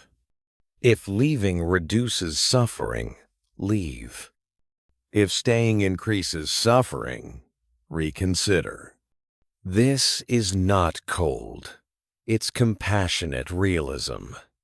And it saves your life. 3 compassionate boundaries you can practice immediately. Boundary 1. No access without respect. You can say even silently, "I do not give closeness to people who treat me with disrespect." Boundary 2. No more explaining to people committed to misunderstanding. Some people don't want clarity. They want control. Stop giving your energy to a trap. Boundary 3. No repeated cycles without change. If the same harm keeps repeating and there is no real accountability, compassion can be stepping away. Because staying in a loop without change is not love. It's suffering. A meditation phrase for compassion with protection. If your audience needs a short phrase to practice, offer this. May my heart stay soft. May my boundaries stay strong. May I be free from hatred. May I be free from harm. That's Buddhist compassion in one breath. The deep karmic truth. You teach people how to treat you wide. This isn't about blame. It's about power. When you tolerate disrespect repeatedly, people learn that your dignity is negotiable. When you hold calm boundaries, people learn that your peace is real. And whether they change or not, your life becomes cleaner. Karma never misses, because every time you choose self-respect, you plant a seed that ripens as stability. And stability is a form of peace. Closing line for this section. Strong, simple, memorable. You can end B4 with a line like this. In Buddhism, compassion is not weakness. Compassion is clarity. And clarity means, I wish you well, from a safe distance. That is how you heal without becoming hard. That is how you protect yourself without carrying hatred. And that is how karma becomes a path, not a threat. Healing the heart. How to stop replaying the past. If you've been hurt, your mind may feel like it has only one job, to replay the past. You replay what they said. You replay what you didn't say. You replay the moment you realize the truth. You replay the unfairness, the disrespect, the loss. And even when your day looks normal on the outside, inside, you're still living in that scene. Buddhism understands this deeply. It doesn't call you weak. It simply says, the mind clings when it is afraid. Clinging is the mind's attempt to control what already happened. But the past cannot be controlled. So the mind keeps tightening, and suffering keeps multiplying. This is exactly where the teaching "karma never misses" becomes personal. If you keep feeding the replay, it becomes your habit. If it becomes your habit, it becomes your future. So the goal is not to erase memory. The goal is to stop living inside the memory. Why the mind replays. 3 hidden reasons. Reason 1. The mind wants closure. Your mind thinks, if I replay enough, I'll find the perfect explanation, and then I'll feel better. But most painful experiences don't have clean explanations. And waiting for perfect closure keeps you trapped. Reason 2. The mind wants justice. Replaying can feel like building a case. You collect evidence in your head because you want the universe to validate you. But the price is your peace. Reason 3. The mind wants protection. Your brain believes, if I rehearse the danger, I can prevent it from happening again. This is understandable, but it becomes exhausting. It keeps your body stuck in survival mode. Buddhism meets this with compassion and says, we can protect ourselves through wisdom and boundaries, not through endless rumination. The Buddhist teaching, second arrow, suffering. A classic Buddhist idea explains this with the image of 2 arrows. The first arrow is the event, betrayal, loss, insult, trauma. The second arrow is what the mind does next, replaying, blaming, catastrophizing, self-hatred. The first arrow hurts. The second arrow often hurts longer. So healing is learning to stop shooting the second arrow, not by denial, but by training. The stop the replay. Practice, simple, effective. Here's a practice you can guide in your video. It's realistic. It doesn't require hours of meditation. Step 1. Catch the replay early. The moment you notice, I'm replaying, say silently, replay. Naming is powerful. It interrupts autopilot. Step 2. Feel where it lives in the body. Ask, where do I feel this? Chest? Throat? Stomach? Jaw? This moves you from story to sensation, one of the fastest ways to reduce mental spinning. Step 3. Breathe into that place. 3 breaths. Slow inhale. Slow exhale. No forcing.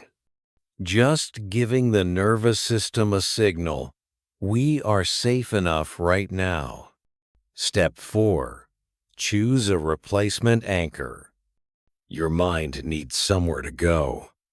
Pick one anchor. The breath. The feeling of your feet on the ground. A short phrase.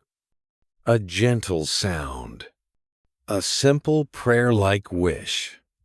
Example phrase. This happened. I release one layer. Step 5. Do one small action. The mind relaxes when the body moves forward. Drink water.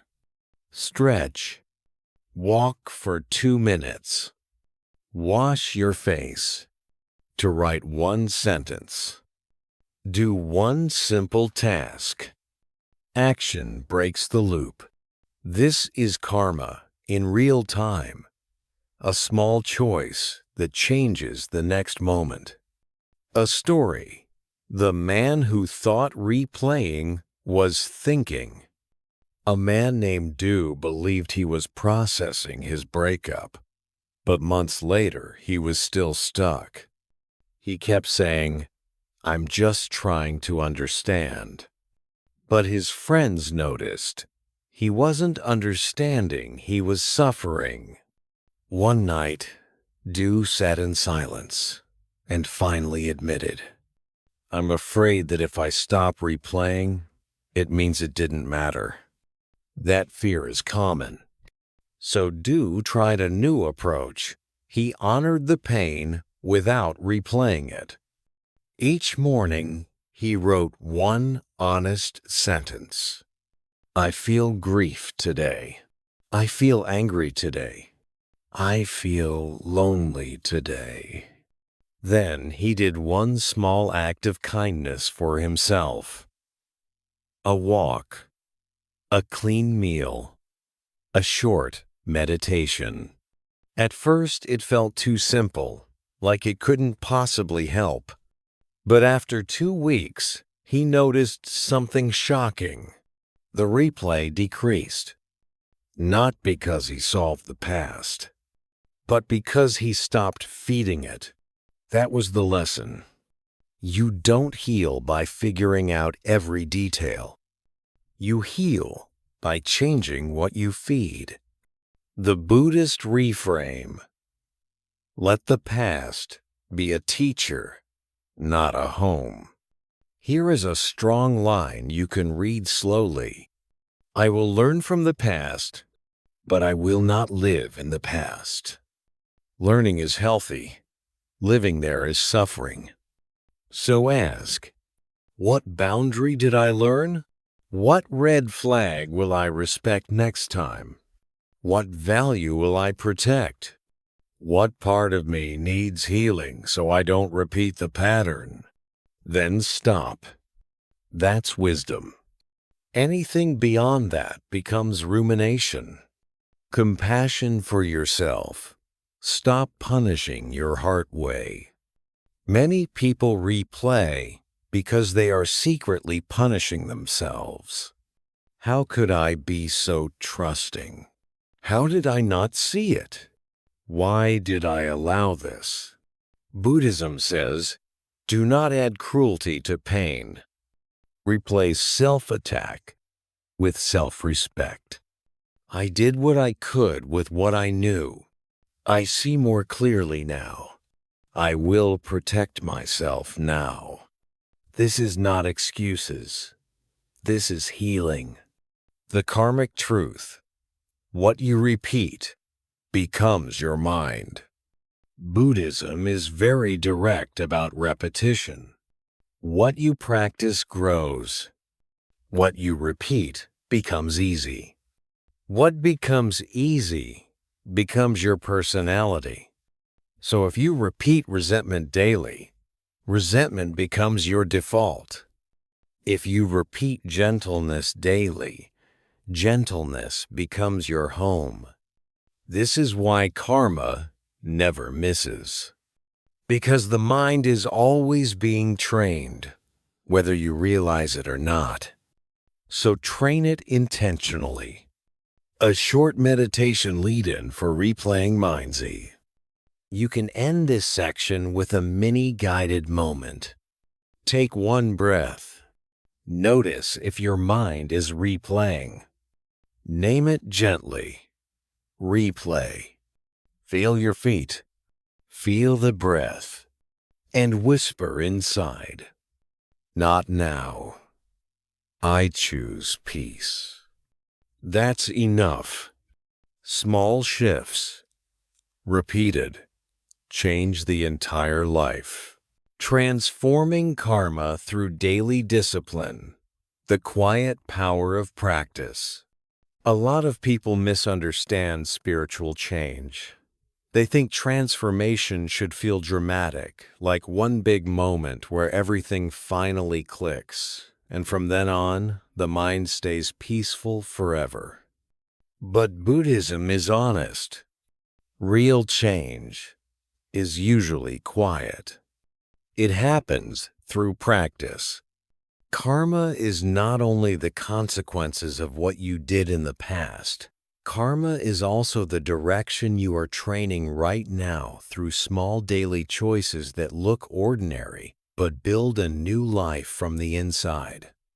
So in this section, let's talk about discipline, not harsh discipline, not punishment, gentle discipline, the kind that heals. Because when your life has been shaken, discipline becomes a container that holds you steady. The Buddhist view. Discipline is compassion for your future self. In a painful season, your emotions will not always cooperate. Some days you'll feel strong. Some days you'll feel empty. Some days anger will rise again. Some days you'll miss what hurt you. If you depend only on mood, healing becomes unstable. Buddhism offers a wiser foundation. Practice even when you don't feel like it. Not to force happiness, but to protect your mind. Discipline is not being strict. Discipline is saying, I care enough about my life to be consistent. That consistency is karma. The three pillars: body, speech, mind. Buddhism often trains the whole life, not just the meditation cushion. A helpful way to frame daily discipline is through three pillars. Pillar 1. Body act in ways that reduce regret. Your body is where your choices become real. Sleep at a healthier time. Eat in a way that doesn't punish you. Move your body gently. Step away from harmful environments. Stop returning to places that reopen wounds. This is not self-improvement culture. This is self-care as Buddhist ethics. When the body is cared for, the mind becomes easier to train. Pillar 2. Speech. Speak in ways that don't create new fires. When you're hurt, your mouth becomes tempting. You want to explain, defend, attack, prove, expose. But Buddhism teaches a simple truth. A lot of karma is created through words.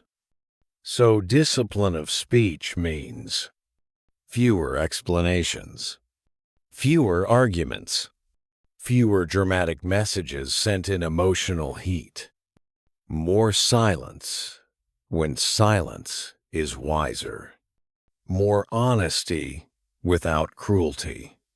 Every time you choose calm speech, you plant calm karma. Pillar 3. Mind. Train attention. Your mind is the factory of karma, because intention lives there. The question is not, do I have thoughts? The question is, do I follow every thought? Discipline of mind means returning to the breath, noticing rumination, releasing revenge fantasies, letting emotions rise and fall without becoming your identity. This is where meditation becomes the center of transformation, a realistic daily routine for healing audiences. Your viewers need something they can actually do, especially for a long video. Offer them a routine that is short, gentle, and consistent. Morning. 5 minutes. Sit or stand quietly. 3 slow breaths. Say one intention for the day. Today I will plant seeds of peace.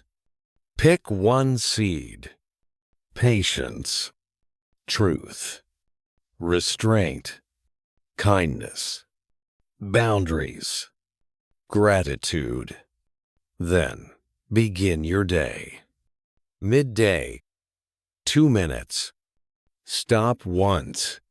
Hand on chest or belly. Ask, what am I feeding right now? If it's anger, fear, or replaying, pause and soften. Then do one small corrective action. Drink water. Take a short walk. Relax the jaw. Send one kind message. Close the phone for 10 minutes. Night 5 minutes. This is where karma becomes clear. Do a gentle review, not a self-attack. Where did I create suffering today? Where did I reduce suffering today? What will I adjust tomorrow? End with one line. I begin again. This is Buddhist discipline. Steady, forgiving, consistent. The hardest part. Discipline when you're emotionally triggered. The 7th, then. Discipline. Let's be honest. The moment discipline matters most is the moment it's hardest. When you're triggered, your mind wants speed, reaction, and certainty. Buddhism trains the opposite. Slow down, observe, and choose. Here's a powerful trigger protocol you can teach. The 30-second protocol. Stop, don't speak yet. Breathe one slow inhale, one slow exhale. Name anger, fear, shame, or replaying. Choose what action leads to less regret. Move. Take a small step away, even physically. This is discipline as protection. It prevents you from planting karma you will later have to harvest as regret. A story. The man who rebuilt his life with small steps.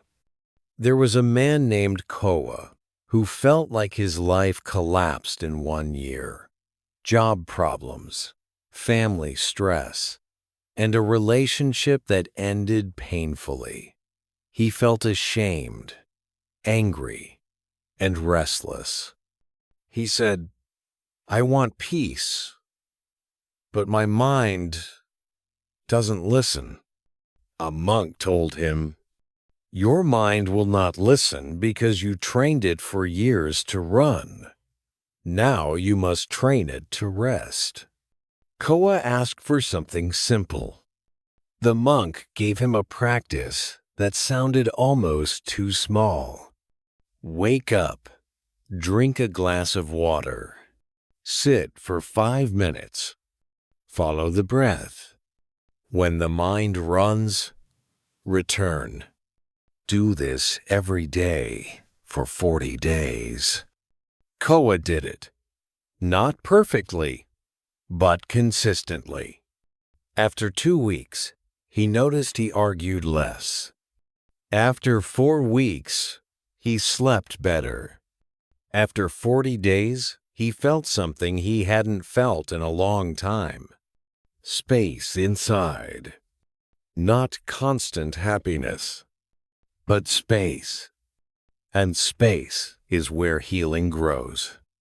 That is how karma transforms. Small seeds Repeated, become a new mind.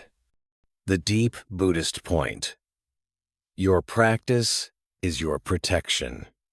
People often ask for protection from bad karma, bad people, bad luck.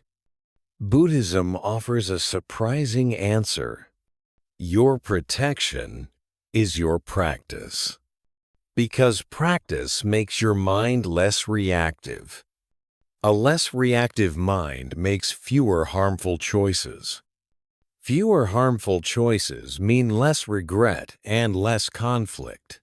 Even when life is imperfect, your inner stability becomes your refuge.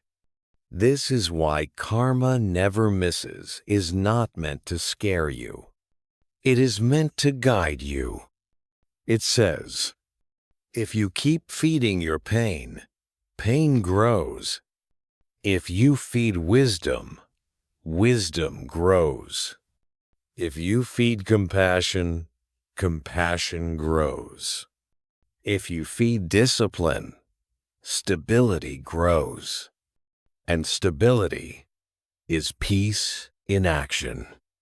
A closing line for this section. You can end B6 with this calm but strong message. You don't need to change your whole life today. You only need to plant one good seed today and plant it again tomorrow. That's karma. That's healing. Karma in relationships. Choosing people, choosing peace. For many people, the deepest pain isn't money, work, or status. It's relationships. Because relationships are where we feel seen or unseen, safe or unsafe, loved or used.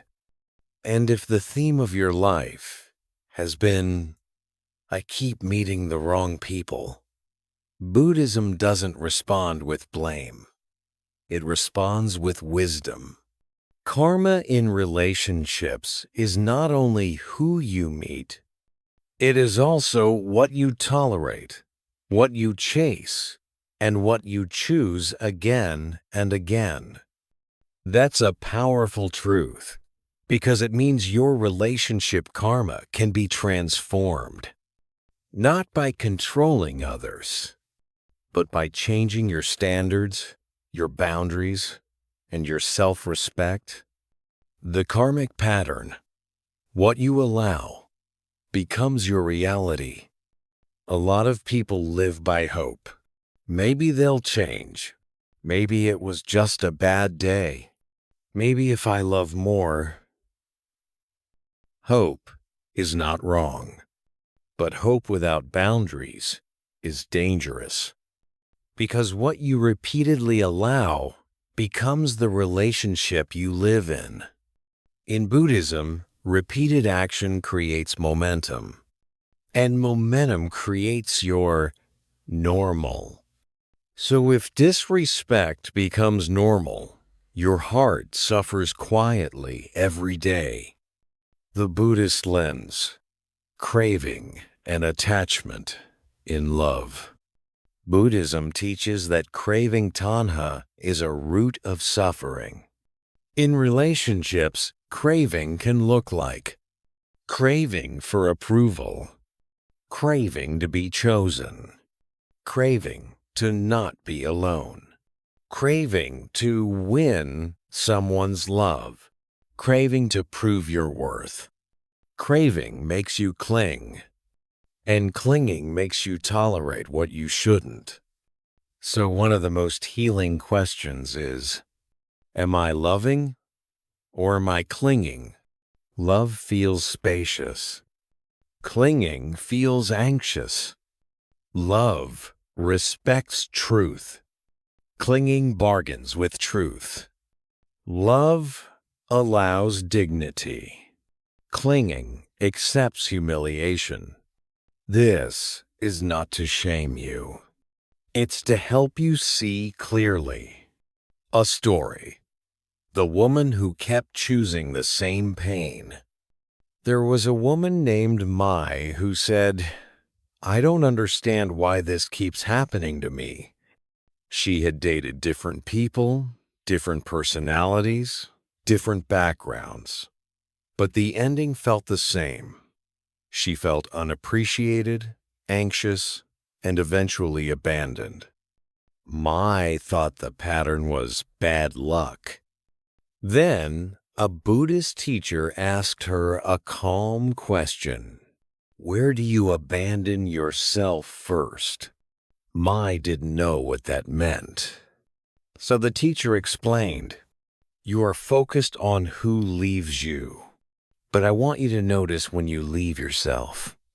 When you ignore red flags, dismiss your needs, accept disrespect, or shrink to keep someone. Mai went quiet because she recognized it. Mai wasn't cursed. She was conditioned. She had learned early in life that love meant pleasing, that being easy meant being safe, that boundaries meant losing people, so she kept choosing people who matched that old wound. That's karma in relationships, not punishment pattern. And patterns can be changed. How relationship karma changes the Buddhist way. Relationship karma transforms when you shift these three things. 1. Your self-view. If you believe I must earn love, you will accept crumbs. Buddhism trains a different inner stance. My worth is not negotiable. 2. Your standards. A standard is not a demand. It's a filter. Examples of healthy standards: consistent respect, emotional safety, honesty, accountability, kindness during conflict, willingness to repair after mistakes.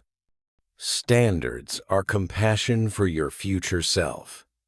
3. Your boundaries. Boundaries are where karma becomes real. A boundary is not what you wish people would do. A boundary is what you do when they don't.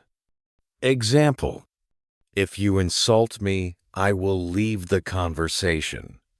If you lie, I will not continue the relationship without change. If you shout, I will step away. This is Buddhism in real life, reducing harm. Good karma in relationships is not being liked by everyone. Many kind people believe, if I'm spiritual, everyone should like me. But Buddhism doesn't teach popularity. It teaches liberation. Sometimes the most karmically wholesome thing you can do is disappoint someone who benefits from your lack of boundaries. Because if someone only likes you when you are small, they do not like the real you. Your job is not to be liked. Your job is to be free. A Buddhist practice. The 3 gates for choosing people. This is a clear tool your audience can use. Before you let someone close, watch 3 gates. Gate 1. Words. Do their words show respect, truth, kindness? Gate 2. Actions. Do they follow through? Do they apologize when wrong? Are they consistent? Gate 3. Energy. Do you feel safe around them? Or do you feel anxious, confused, and drained? Buddhism values direct experience. Your body often knows before your mind admits it. So listen. Relationship karma during conflict. How you fight matters note. Conflict is not the problem. Unskillful conflict is the problem. Here's a Buddhist standard. If someone becomes cruel when upset, that is not love. A healthy person can be angry without being abusive. So watch how people behave when they don't get what they want. Do they punish? Do they manipulate? Do they threaten? Do they ignore? Do they mock your pain? Those are karmic red flags. Because karma never misses means what someone practices in conflict becomes their character, and character shapes your life. 8. A short forgiveness practice, specifically for relationships practice. Forgiveness in relationships is often needed not only for the other person but for yourself. You may need to forgive yourself for ignoring red flags, staying too long, hoping too hard, shrinking yourself. A gentle Buddhist phrase, "May I forgive myself for what I didn't know. May I honor what I know now." This turns shame into wisdom. The deep freedom, choosing peace over familiar pain. Many people choose familiar pain because it feels predictable.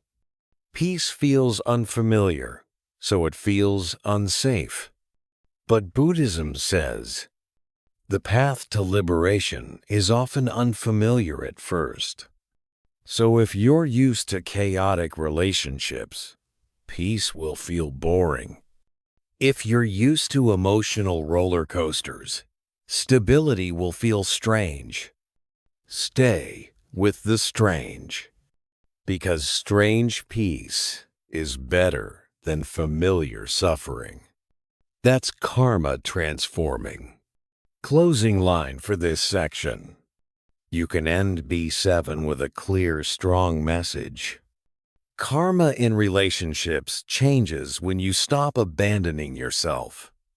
When you choose respect, you plant respect. When you choose peace, you plant peace. And peace will always return. The quiet justice. Trusting karma without becoming cold. By the time someone listens to a long video about karma and healing, they usually carry one hidden fear. If I trust karma, will I become passive? If I stop fighting, will I be weak? If I release resentment, will people think they can hurt me and get away with it? Buddhism offers a clean answer. Trusting karma is not passivity. Trusting karma is choosing wisdom over obsession. It means you stop burning your life, trying to control what you cannot control, and you begin building what you can. This is how you stay soft without becoming naive. This is how you stay strong without becoming bitter. The difference between trusting karma and doing nothing. Some people misunderstand spirituality as waiting. But Buddhism is not a waiting religion. Buddhism is a practice tradition. Trusting karma does not mean tolerating abuse, staying in harmful situations, refusing to speak up, accepting injustice without boundaries. Trusting karma means you do what is skillful. You protect yourself. You act with integrity. You stop poisoning your mind with hatred. In simple terms, do your part. Release the rest. That's the middle way. Karma as quiet justice, not always dramatic, always lawful long. When we say karma never misses, We are not promising a movie-style ending.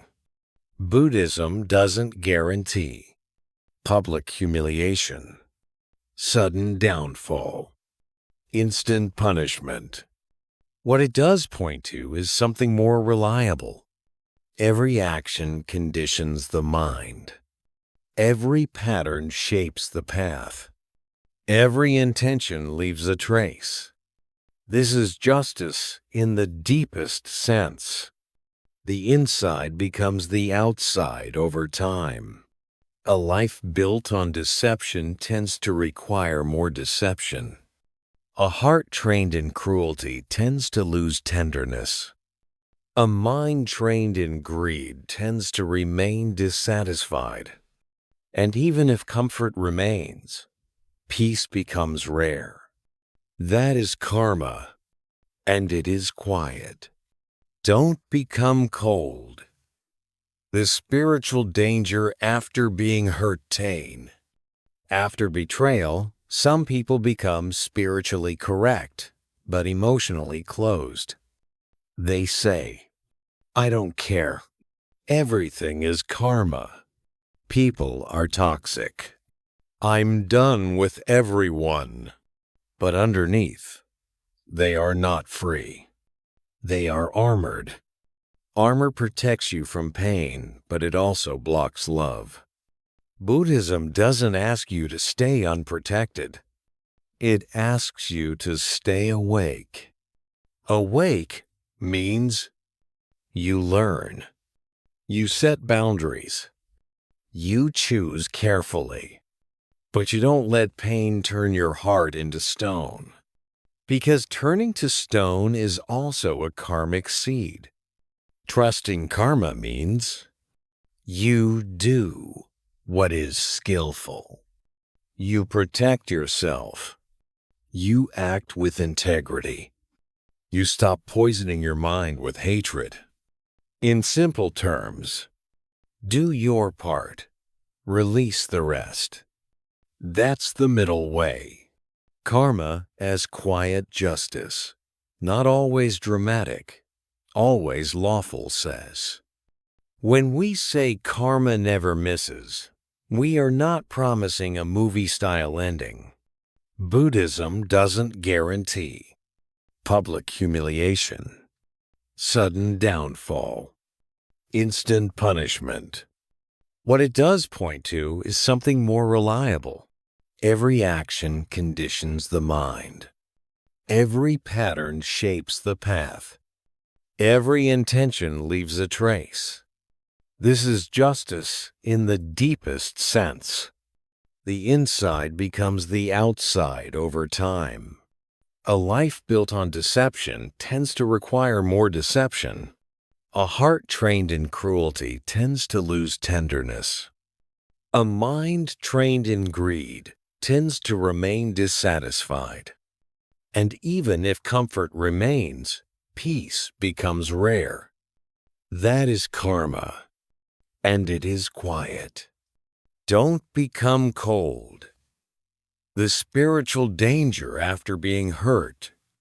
After betrayal, some people become spiritually correct, but emotionally closed. They say, "I don't care. Everything is karma.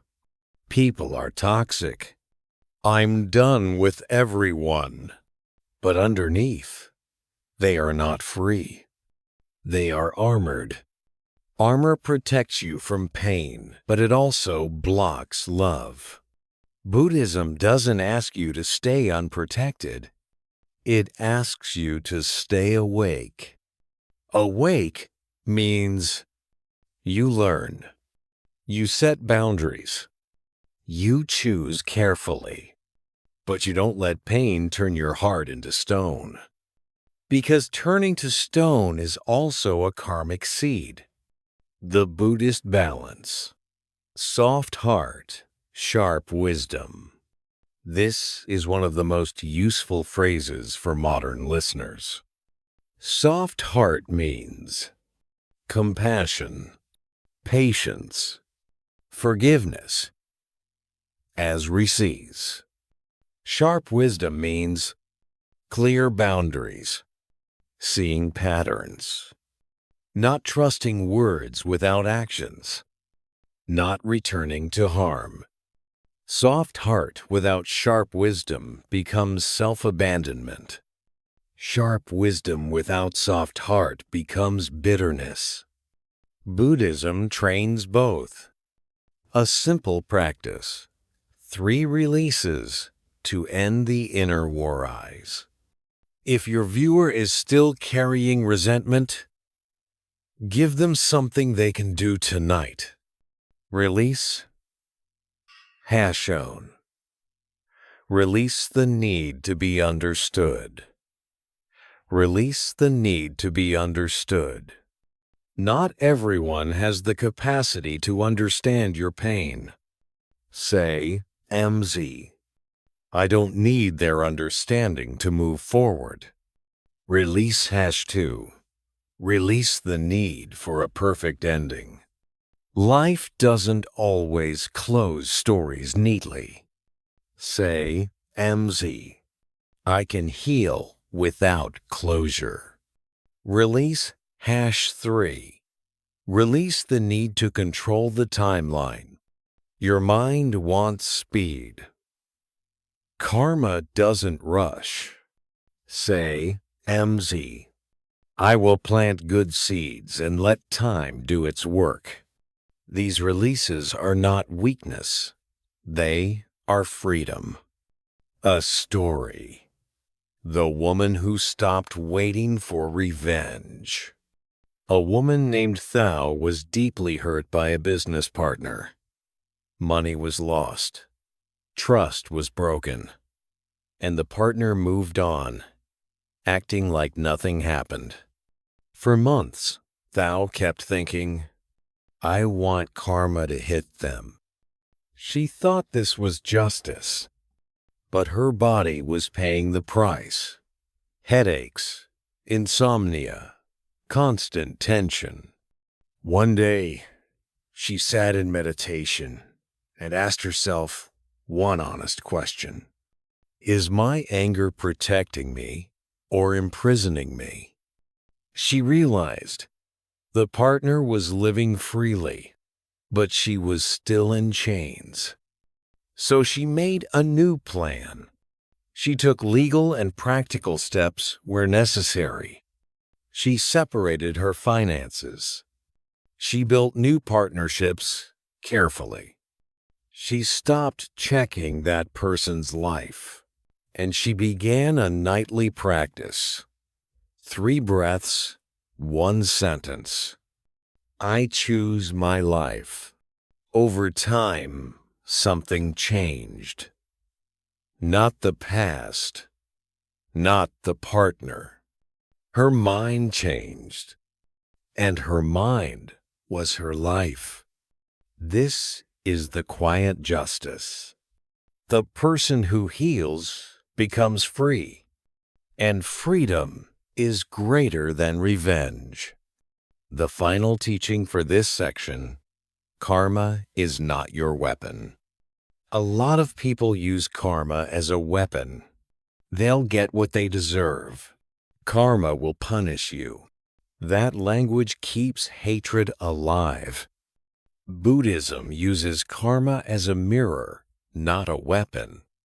A healthier way to hold the teaching is, may I act in ways that do not create regret. May I respond in ways that reduce harm. May I walk a path that leads to peace. When you live like this, karma becomes your ally. A calm closing line to transition to the conclusion later today. You can end B8 with a gentle, grounding message. Karma is not in a hurry, so you don't have to rush your healing. Karma never misses, so you don't have to carry hatred. Your job is simple. Plant peace again and again. If you've been carrying the weight of unfairness, let this be your reminder. Karma is real, but it is not your burden to control. You don't have to chase revenge. You don't have to replay the past. You don't have to harden your heart to prove you were right. Karma is not in a hurry, but it never misses, because every intention leaves a trace, and every repeated choice becomes a path. So the most powerful thing you can do is simple. Choose the seed you plant today. Before you end this video, take one slow breath in and one slow breath out. Feel your shoulders soften. Whisper to yourself, I release what I can't control. I protect my heart from bitterness. I plant peace. May your healing be steady. May your boundaries be clear. May your heart stay soft and wise.